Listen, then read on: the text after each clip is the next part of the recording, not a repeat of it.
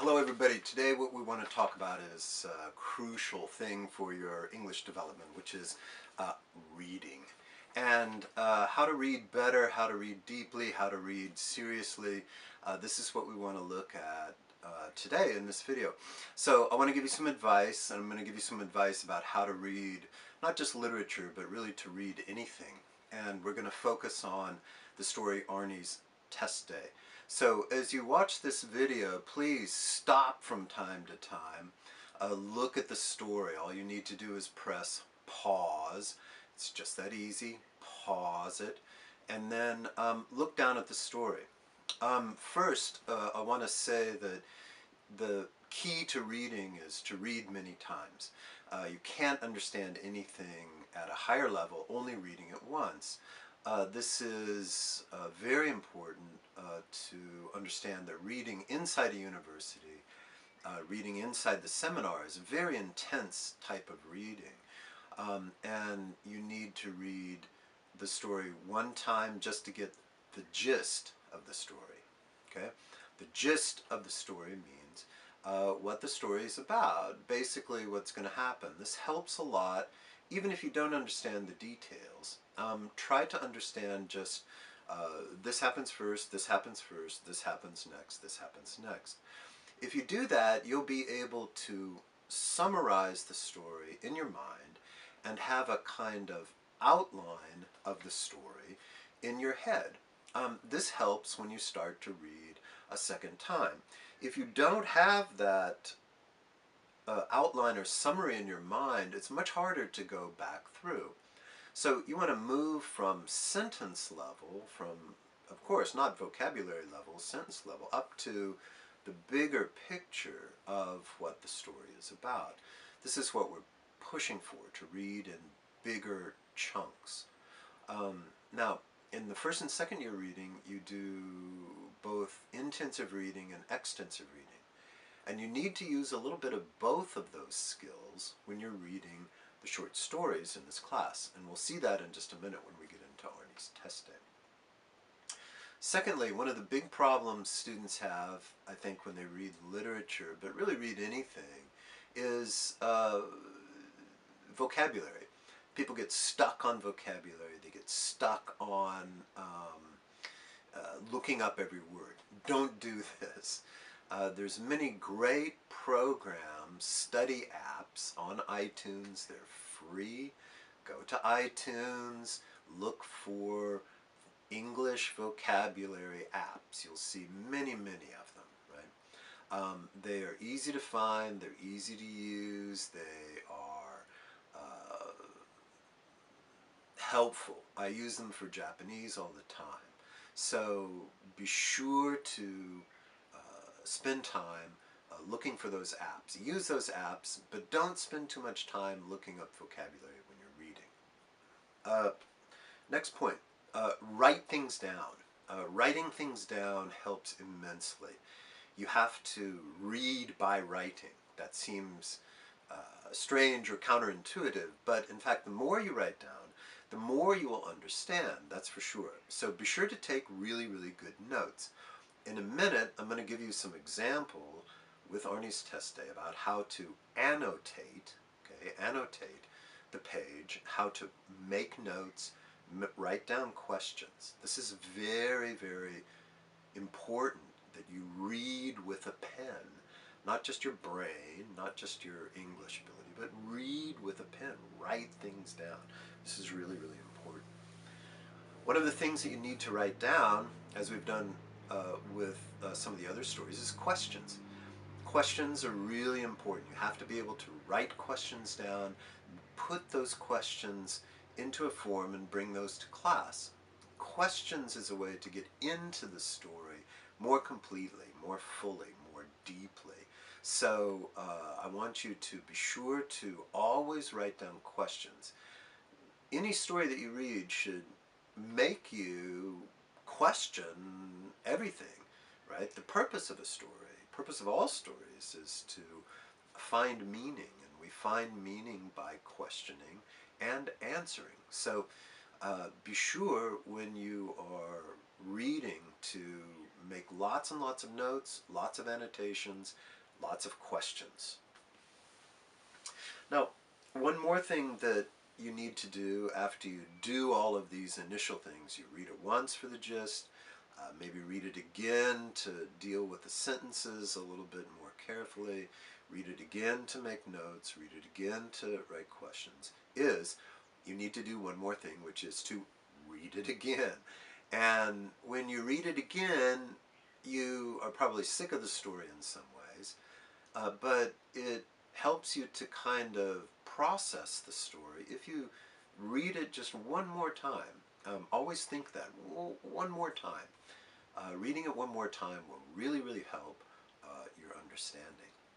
But the last time you read it, you really need to change your mindset and read in a different way. You need to teach yourself how to focus and to concentrate. This is really hard in this day and age because we tend to not focus. We tend to, check our K-tie text, our line messages. We look at our Facebook page. Oh, here's my friend, blah, blah, blah. But we read more probably in this age than any generation before us. But I wouldn't say we read any better. And we don't read better because we tend to skim over the surface of things. So you need to change your mind that literature especially, but really anything that you read, is not just a flat surface of paper, black and white. It really has a dimension to it. Think of it more as sculpture than a painting. It has a back to it, an inside to it, right? Story is like a mind or a person, in that it has the front part, it has the back part, it has the conscious mind, right, the tate mind, but it also has the ura, right, the hone, the unconscious part. And when you read, you've got to read in several different ways with several different strategies. You need to read with strategies to get meaning. You need to read strategies to get the plot, to get the characters and all those elements that we talked about, and I'll talk about those again in a minute. But you really need to read in order to go deeply into the story.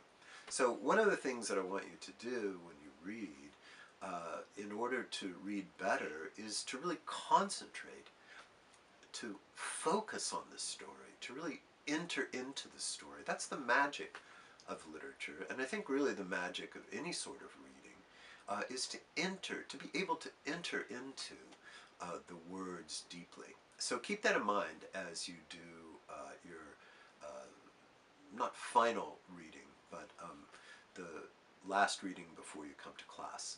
Okay, let's jump in and try to look at how we would mark up a text. Now, we want to get a little deeper into Arnie's test day, and I want to show you a little bit more about reading and how to read just a little bit more deeply and really to read with a pen. Sorry for my sloppy penmanship here, but I want to just kind of show you how I would be reading this if I'm reading it myself, okay? So first of all, Arnie Watson obviously is the main character. We know that. We know the time, spring, Friday, and we know how old he is, junior year, he's at high school, and he's in his bedroom at 5 a.m., rather early, and he's writing all over his clothes, okay? Now, that's a little strange, of course. Why is he writing on his clothes? Well, first, he's writing on his Chicago Bulls cap, okay? Chicago Bulls is one of the famous, great basketball teams in America. And he's writing Spanish. Spanish is a language students in America study, just like students in Japan study English, about as common, I think. The vocabulary words were provided by Signora Martin, that's the teacher, on Monday. And Monday leads to Friday, another 5 days of the week. And then we hear a little bit more about Arnie. Why didn't he memorize those words? He had done all the vocabulary lists all year. He'd been good all year. He had not been on the phone for 2 hours trying to convince Mary Lou Spencer. Obviously, Mary Lou Spencer is his girlfriend. So he was unsuccessful. She slammed the phone in his ear. Obviously, she's breaking up with him. After that, he couldn't concentrate. He was exasperated. So he rose early on Friday and wrote the 20 words on in fine black ink on the underside of the cap's red bill. Okay, black ink, red bill, fine, etc. Those are connected. Now, what do we have then in this first part, right? We have his test, which we know for sure. We know his Spanish is here, right? We know that this is very important, his Spanish. And we know that his girlfriend is important here, right? The girlfriend issue is here. So, Spanish and girlfriend really gives us this first part, okay?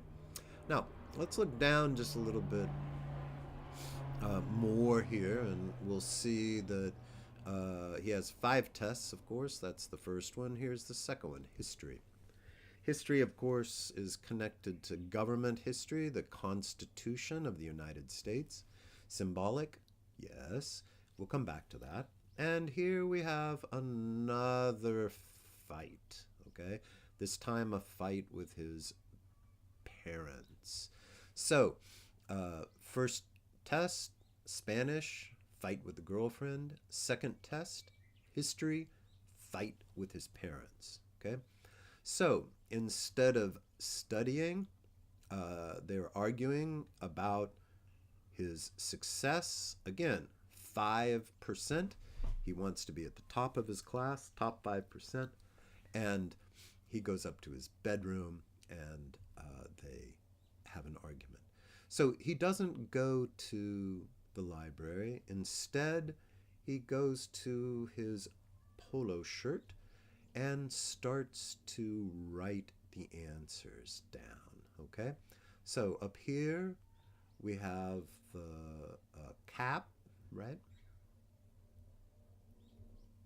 And down here, the shirt, okay? Connected, I think so. Cap is at the head, shirt is the next thing down. Now,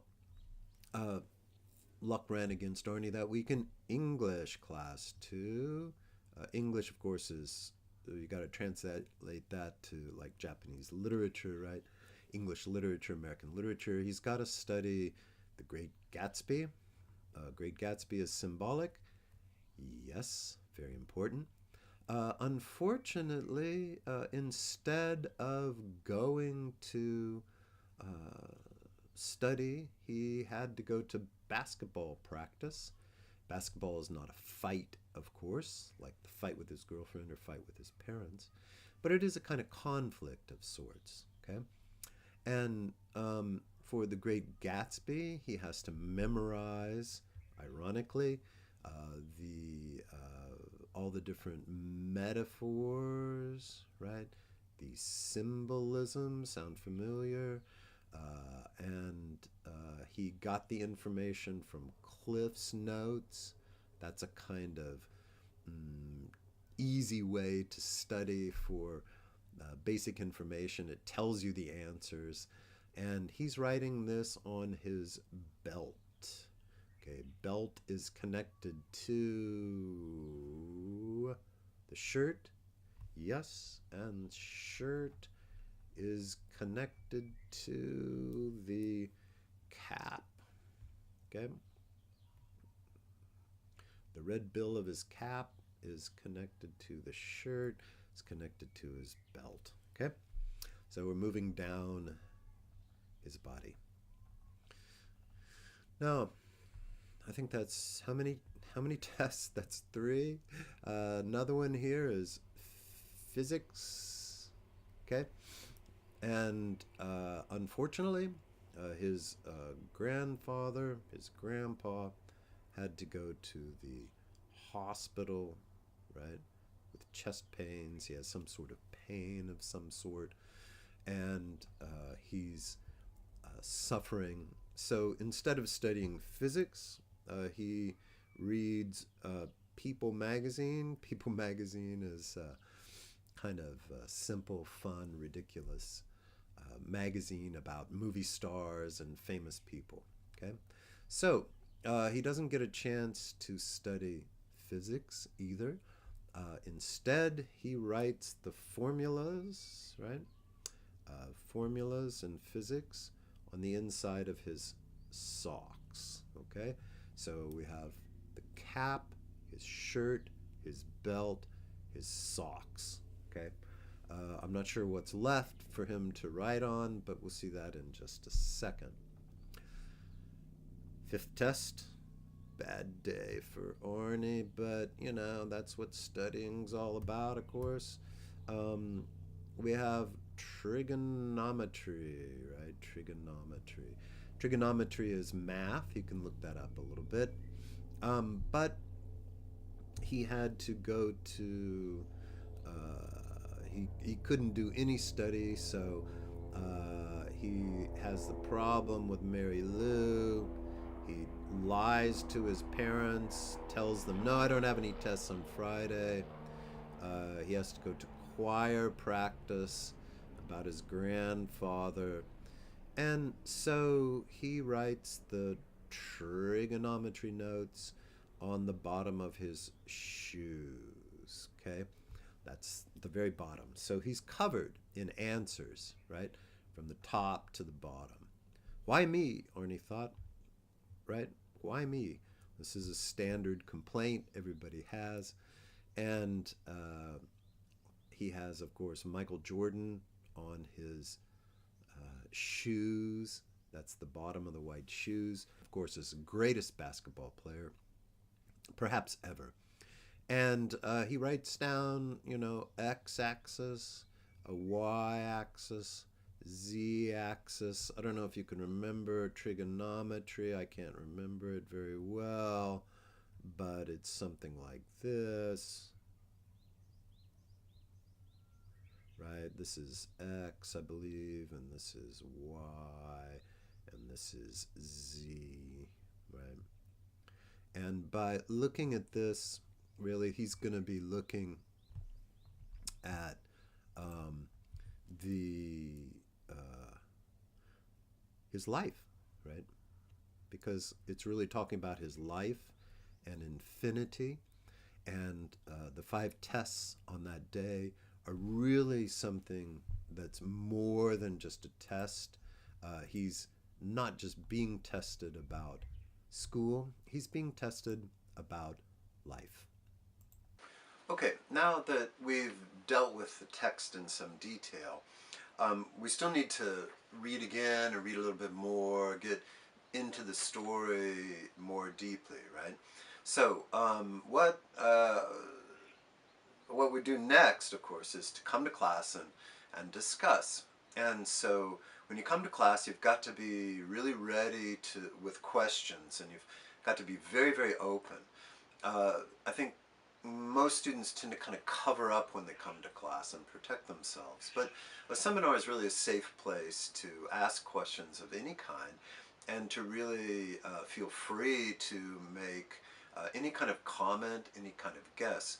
You've got to be very creative, you've got to be very open, you've got to be very relaxed in a way to really get the most out of discussion about the stories. So again, a little bit of that is the mindset, and the process of asking and answering questions, of listening to other people in the classroom is immensely helpful. After you hear what other people think, you can start to develop your own opinions. Most people will have a really, really different idea about every story because stories are unique and people's reactions are very individual to any story. But there's some things that we can agree on, right? And for this story, Arnie's Test Day, there's many points that we want to understand and to kind of get a feeling of in common. Now, as you're working in class, again, I want you to take lots of notes, okay? Again, I can't emphasize, write down everything. Make notes, write down. If somebody asks a question you're not sure, but it's an interesting question, write it down. A new word, jot it down. A new idea, put it down on paper. This is how you remember things. Without writing, it's hard to remember things. It's difficult. What was that word? What was that idea? What did she say? I can't remember what the teacher said. You've got to really write things down. Take good notes. So bring lots of paper. Be ready to write down everything that you do in the class. Write down everything that you hear that's of interest. Now, in this class, we've been approaching the stories and will continue to approach the stories by looking at the parts of the stories to divide it up into characters, settings, symbols, themes, etc. And these parts are really not true divisions in a sense. They're kind of false divisions because the story is complete. It's a whole thing. Any text that we look at, whether it's a text message from your friend or the newspaper, whatever, is complete. That completeness is something that is helpful, but we need to cut open the complete story and look inside, look at the different parts, right? If you want to be a doctor, you have to cut open the human body. You look at the blood, you look at the bones, you look at the muscles, you look at the nervous system, right? The brain and all the nerves. And you understand the human body as a collection, a whole of many different systems. And that's the same for a story. A story has different systems. We can think of it as parts, but those parts are really alive and moving, right? The theme goes all the way through the story. The character develops through the story. So for this story, Arnie's Test Day, we want to look at several things. Irony, okay? Irony is kind of humor, something we don't expect to happen, something that's unusual, right? And this story is almost completely ironic because who has 5 tests in a day? What a terrible day. And not only 5 tests, but 5 things happening in his life. Fights with his girlfriend, his parents, his grandfather's sick. All of these things, these pressures, right? These are all irony. So one element that we want to look at for Arnie's Test Day is irony. Every story is different, but I think this story, 3 areas are especially important. Conflict, right? Because we know Arnie is deeply in conflict about what to do. He doesn't know what to do. And it seems he does the wrong thing, but we can question that too, right? The conflict between him and the school, him and success, him and his girlfriend, him and his parents. All of these conflicts are extremely important, and we want to consider those as being central to the story. Secondly, the symbols are really important, right? In this story, there's many, many mentions of different things. And because the story is so short, it's almost like a poem, which means that each thing has symbolic meaning. And so when we read this story, we have to look at the meaning of those symbols, right? He has on a Chicago Bulls cap. Well, what does that mean? Basketball is this great sport, of course, but what does basketball symbolize, right? It's a game, yes, but what kind of game? How is it played? What does it mean? Who's good at basketball? Michael Jordan, of course, he appears at the end of the story, and his name is also symbolic, I think, right? Michael Jordan is the greatest basketball player ever, one of the most amazing talents ever to be on the basketball court. But what does that mean? What does that mean to Arnie? That's important. Third point we want to look at is structure. This story is highly, highly structured, extremely organized story.